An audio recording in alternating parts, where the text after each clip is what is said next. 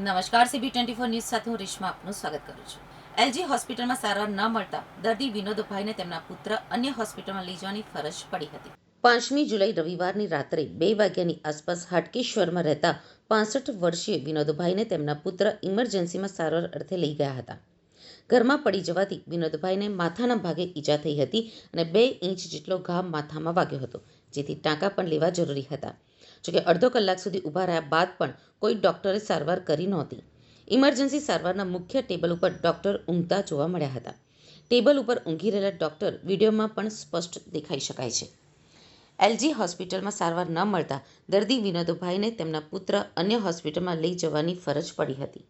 આ બાબતે એલજી હોસ્પિટલના સુપ્રિન્ટેન્ડન્ટ લીના ડાભીએ જણાવ્યું કે સમગ્ર મામલે મેં હાજર સીએમઓ સહિત હોસ્પિટલ સ્ટાફની પૂછપરછ કરી હતી, જેમાં જાણવા મળ્યું કે હોસ્પિટલ દ્વારા કોમ્યુનિકેશનનો અભાવ હતો. વિડીયોમાં દેખાતા ડોક્ટર અલગ છે અને જેમને સારવાર કરવાની છે તે ડોક્ટર અલગ છે, એટલે સ્ટાફ દ્વારા દર્દી અને તેમના સગાને સમજાવવાની જરૂર હતી, જે સ્ટાફ દ્વારા બરાબર સમજાવવામાં આવ્યું નથી, જેના કારણે જ આ સ્થિતિ સર્જાઈ હતી.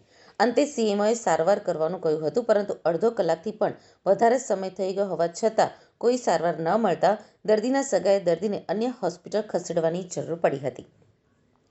આ ઘટના બાદ હોસ્પિટલના સુપ્રિન્ટેન્ડન્ટ દ્વારા સીએમઓ સહિત સ્ટાફને ખાસ તકેદારી રાખવાની સૂચના આપવામાં આવી છે, જેથી ફરીથી અન્ય કોઈ દર્દીને આ રીતના બેદરકારીનો સામનો ન કરવો પડે.